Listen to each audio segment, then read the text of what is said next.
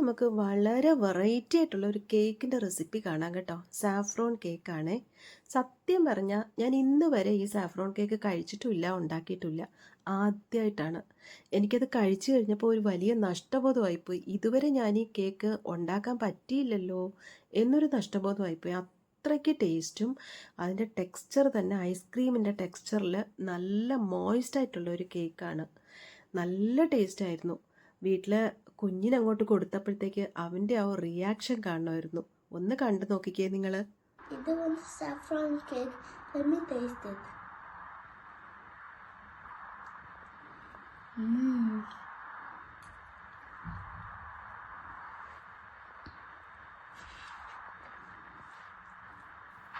ഇനി നമുക്ക് അതിൻ്റെ ഇൻഗ്രീഡിയൻസിലോട്ട് പോകാം.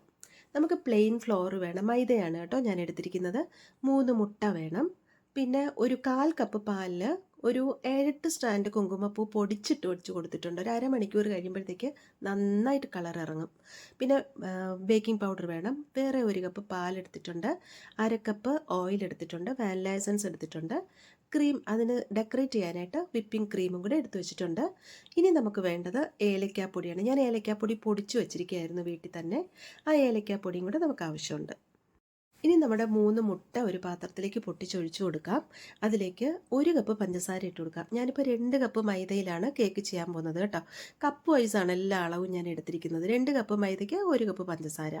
ഇനി അത് ബീറ്റർ വെച്ച് നന്നായിട്ട് ഇതുപോലെ ഒന്ന് ബീറ്റ് ചെയ്തെടുക്കാം. നിങ്ങളുടെ ഈ ബീറ്റർ ഇല്ലാന്നിരിക്കട്ടെ, അങ്ങനെയാണെങ്കിൽ ആ പഞ്ചസാര മിക്സിയിൽ വെച്ച് ഒന്ന് പൊടിച്ചതിന് ശേഷം ഈ മുട്ടയും കൂടെ അങ്ങോട്ട് പൊട്ടിച്ചൊഴിച്ചു കൊടുത്തിട്ട് ഒരു 2-3 കറക്കി എടുത്താൽ മതി. നന്നായിട്ട് അത് മിക്സ് ആവുന്നത് പോലെ ഒന്ന് കറക്കി എടുത്താൽ മതി കേട്ടോ. ഇതിപ്പം ബീറ്റർ വെച്ച് ഞാൻ നന്നായിട്ടത് മിക്സ് ചെയ്ത് നല്ലതുപോലെ ബീറ്റ് ചെയ്ത് രണ്ടും കൂടെ യോജിപ്പിച്ചിട്ടുണ്ട്. ഇനി നമുക്കതിലേക്ക് ഒരു 1/2 കപ്പ് പാലൊഴിച്ചു കൊടുക്കാം. 1/2 കപ്പ് പാലൊഴിച്ചാൽ മതി. അതിനുശേഷം നമുക്ക് ഇനി എന്താ വേണ്ടതെന്ന് വെച്ചാൽ, ഞാൻ ആ സോക്ക് ചെയ്ത് വെച്ചിരുന്ന സാഫ്രോൺ ഇല്ലേ, ആ പാലിൽ ഞാൻ സാഫ്രോൺ ക്രഷ് ചെയ്തിട്ട് വെച്ച് കൊടുത്തിട്ടുണ്ടായിരുന്നു. അത് ചെറുതായിട്ടൊന്ന് ചൂടാക്കിയിട്ട് അതും കൂടെ അങ്ങോട്ട് ഒഴിച്ചു കൊടുക്കാം. അപ്പോൾ ഇപ്പോൾ മൊത്തം എത്ര പാലാണ് ഒഴിച്ചിരിക്കുന്നതെന്ന് വെച്ചാൽ, മൊത്തം 1 കപ്പിൽ കുറച്ച് ഒരു 3/4 കപ്പ് പാല് മാറ്റി വെച്ചു.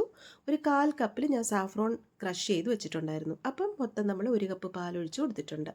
ഇനി ഒന്നുകൂടെ നന്നായിട്ട് എല്ലാം കൂടെ ഒന്ന് ബീറ്റ് ചെയ്ത് മിക്സ് ചെയ്ത് യോജിപ്പിച്ചതിന് ശേഷം 1/2 കപ്പ് ഓയിൽ ഒഴിച്ചു കൊടുക്കാം. ഓയിൽ അല്ലെങ്കിൽ ബട്ടർ ആയാലും മതി കേട്ടോ. 2 കപ്പ് മൈദയ്ക്ക് 1 കപ്പ് പഞ്ചസാര, 1/2 കപ്പ് ഓയിൽ. ഇനി അത് നന്നായിട്ടൊന്ന് മിക്സ് ചെയ്തതിന് ശേഷം നമുക്ക് ഫ്ലോർ ഇട്ട് കൊടുക്കാം. മൈദയാണ് ഞാൻ എടുത്തിട്ടുള്ളത്. 2 കപ്പ് ഫ്ലോർ കുറേശ്ശെയായിട്ട് അങ്ങോട്ട് ഇട്ട് കൊടുക്കാം. ഇപ്പോൾ എല്ലാം ഇട്ട് കൊടുത്തിട്ടുണ്ട്. ഇനി ഒരു 2 ടീസ്പൂൺ ബേക്കിംഗ് പൗഡറും 1 ടീസ്പൂൺ ബേക്കിംഗ് സോഡയും കൂടി ഇട്ട് കൊടുക്കാം. അതിനുശേഷം ഒരു 1/2 ടീസ്പൂൺ ഏലക്കാപ്പൊടിയും കൂടി ഇട്ട് കൊടുത്തിട്ട് ഇത് നന്നായിട്ടൊരു വിസ്ക് വെച്ചിട്ട് ഒരു ഡയറക്ഷനിൽ തന്നെ നമ്മൾ ഇളക്കി യോജിപ്പിക്കുക. ശ്രദ്ധിക്കേണ്ട കാര്യം, നമ്മൾ ഓപ്പോസിറ്റ് ഡയറക്ഷനിൽ അങ്ങോട്ടും ഇങ്ങോട്ടും ടു ആൻഡ് ഫ്രോ ഇളക്കരുത്. ഏതെങ്കിലും ഒരു ഡയറക്ഷനിൽ വളരെ ജെൻറ്റിലായിട്ട് ഇളക്കി മിക്സ് ചെയ്ത് പതുക്കെ ഇളക്കി യോജിപ്പിച്ചെടുക്കുക. ഇതാണ് കേക്കിൻ്റെ ബാറ്റർ. ഇങ്ങനെയാണ് നമ്മൾ തയ്യാറാക്കേണ്ടത്. ഇതേ കണ്ടില്ലേ, ഇതാണ് കറക്റ്റ് കൺസിസ്റ്റൻസി. വീഴുന്ന കാണുമ്പോഴേ നമുക്കറിയാം. ആ റിബൺ ലൈക്ക് കൺസിസ്റ്റൻസി എന്ന് പറയത്തില്ലേ, ഇതാണ് നമ്മുടെ ഇഡ്ലി മാവിൻ്റെയൊക്കെ ആ ഒരു പരുവം. ഇനി ഞാൻ ഒരു കേക്ക് ട്രേയിൽ കുറച്ച് മൈദാമാവ് ഇതുപോലെ ഡിപ്പ് ചെയ്തതിന് ശേഷം അതിനകത്തോട്ട് ഒഴിക്കുകയാണ്. ആ ബാറ്റർ ഒന്ന് വീഴുന്ന ഒന്ന് നോക്കിക്കുക, എന്ത് ഭംഗിയാണ്. ദേ കറക്റ്റ് റിബൺ പോലെയല്ലേ അത് വീഴുന്നത്. ഇതാണ് നമ്മുടെ കേക്ക് കറക്റ്റായിട്ട് വരണമെങ്കിൽ ഈ കൺസിസ്റ്റൻസി തന്നെ ആയിരിക്കണം. ഇനി ഇത് ഞാൻ ഒരു 170 ഡിഗ്രി സെൽഷ്യസിൽ ഒരു 40 to 45 മിനിറ്റ്സ് ബേക്ക് ചെയ്യാൻ വെച്ചിട്ടുണ്ട് കേട്ടോ.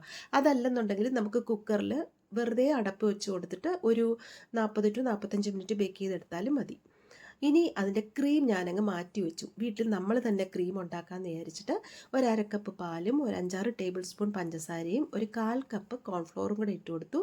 ഇനി ആ സാഫ്രോൺ കുതിർത്ത് വെച്ചിരുന്ന ആ പാല് കുറച്ചങ്ങോട്ട് ഒഴിച്ചു കൊടുത്തു. ഇത്രയും കൂടെ ഒഴിച്ചിട്ട് നന്നായിട്ടൊന്ന് കുറുക്കി എടുത്തപ്പോൾ നമ്മളുടെ ആ ക്രീം നമുക്ക് റെഡി ആയിട്ടുണ്ട്. ഞാൻ വിചാരിച്ചു ചുമ്മാ എന്തിനാണ് നമ്മൾ വെളിയിൽ നിന്ന് വാങ്ങിക്കുന്ന ക്രീം ഇടുന്നത്, വീട്ടിൽ തന്നെ ചെയ്യാമല്ലോ എന്ന് വിചാരിച്ചിട്ടാണ് ആ ക്രീം ഉണ്ടാക്കിയത് കേട്ടോ. പിന്നെ എനിക്ക് മിസ്സായ ഒരു കാര്യം, അത് ഡെക്കറേറ്റ് ചെയ്യുന്ന ആ ഒരു വീഡിയോ ക്ലിപ്പ് മിസ്സായി. ഇത് ഞാനത് ഡെക്കറേറ്റ് ചെയ്ത് സ്ട്രോബെറിയൊക്കെ വെച്ച് മറ്റേ പിസ്ത ബദാമൊക്കെ ക്രഷ് ചെയ്ത് മേളിലൊക്കെ വെച്ച് നന്നായിട്ട് ഡെക്കറേറ്റ് ചെയ്തെടുത്തു. ആ ക്ലിപ്പൊന്നും കാണാൻ പറ്റിയില്ലെങ്കിലും എന്നേക്കാൾ നന്നായിട്ട് നിങ്ങൾക്ക് ഡെക്കറേറ്റ് ചെയ്യാൻ പറ്റും, എനിക്കതറിയാം. അപ്പോൾ നിങ്ങൾ അതുപോലെ അങ്ങ് ഡെക്കറേറ്റ് ചെയ്തിരുന്നാൽ മതി കേട്ടോ. കണ്ടില്ലേ, ആ ഒരു പീസ് അങ്ങോട്ട് മുറിച്ചപ്പോഴത്തേക്ക് ആ മണവും ആ ഒരു ടെക്സ്ചർ കാണുമ്പോൾ തന്നെ നമുക്ക് വായിൽ നിന്ന് വെള്ളം വരുന്നത് പോലത്തെ ഒരു ആ, ഇതായിരുന്നു ആ കേക്കിന്. ടേസ്റ്റ് ചെയ്ത് നോക്കിയപ്പോഴും പറയാനില്ല, അത്രയ്ക്ക് ടേസ്റ്റ് ആയിരുന്നു കേട്ടോ. നല്ല ടേസ്റ്റ് ആയിരുന്നു. അപ്പോൾ ഒന്ന് ട്രൈ ചെയ്ത് നോക്കിയിട്ട് അഭിപ്രായമൊക്കെ പറയാൻ മറക്കല്ലേ. എങ്ങനെ ഉണ്ടായിരുന്നു എന്ന് കമൻറ്റ് ബോക്സിൽ പറഞ്ഞേക്കണേ. വീഡിയോ ഇഷ്ടമായെങ്കിൽ ചാനൽ ഒന്ന് സബ്സ്ക്രൈബ് ചെയ്ത് സപ്പോർട്ട് ചെയ്യാൻ മറക്കല്ലേ. അപ്പോൾ വീണ്ടും നല്ലൊരു വീഡിയോ ആയിട്ട് വരാം. താങ്ക്